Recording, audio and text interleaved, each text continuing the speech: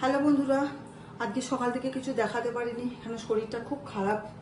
কোনো রকমে সকালবেলায় খেয়েছি, ভালো লাগছে না। রাত্রিবেলা এখন তো খেতে হবে, আমি কিছু খাবো না, আমার পেটটা ভালো না। তো এখন করেছি মালাই পনির। এই দেখো, এই যে মালাই পনির করেছি।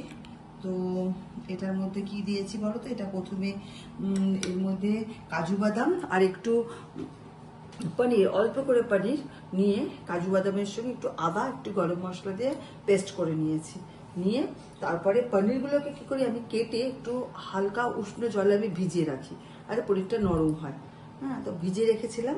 তারপরে পনিরের ওই কড়ার মধ্যে ওই মিক্সেটা যেটা বাটি সেটা দিয়ে দিই, দিয়ে ওটা ভালো করে পেস্ট করে নিয়ে তারপরে আমি ধনে, জিরে, মৌরি আর এলাচ আর দারচিনি এগুলোকে আমি শুকনো খোলায় ভেজে নিয়েছিলাম, নিয়ে বেটে আর রেখেছিলাম।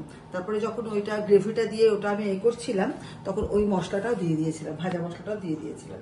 দিয়ে ভালো করে যখন দেখবে কড়া ছেড়ে ছেড়ে যাচ্ছে, তখন তার মধ্যে একটুখানি দই দিয়ে দেবে, দই ফেটিয়ে, দইটা ফেটিয়ে দিয়ে আর কিছুক্ষণ নেড়ে নুন মিষ্টি সব কিছু দিয়ে আর দিয়ে তারপরে জল দেবে না, তার মধ্যে দুধ ঢেলে দেবে। হ্যাঁ, দুধ ঢেলে দেবে, দিয়ে ওটা ভালো করে একটু ফুটে দিলে তখন পনিরগুলো দিয়ে দেবে। যে পনিরগুলো আমি গরম জলে ভিজে রেখেছিলাম ওগুলো তুলে তুলে ওগুলো সব দিয়ে দিলাম। দিয়ে তার মধ্যে একটুখানি ক্রিম মিশিয়ে দিয়েছি নামানোর সময়, ঠিক আছে। আর কড়াতে তেল আর ঘি একসাথে দেবে, দিয়ে ওটা পেস্টটাকে করবে, গ্রেভিটা বানাবে আর কি। দিয়ে আর লাস্টে আমি একটু কাসুরি মেথি ছড়িয়ে দিয়েছি, দিয়ে আর নামানোর সময় ক্রিম দিয়ে আর তোমার এই যে ধনে পাতা দিয়ে অল্পই করেছি, কারণ আমার ছেলে একা খাবে, মেয়ে তো নেই, ও তো বাড়িতে, ওর জন্যই করেছি।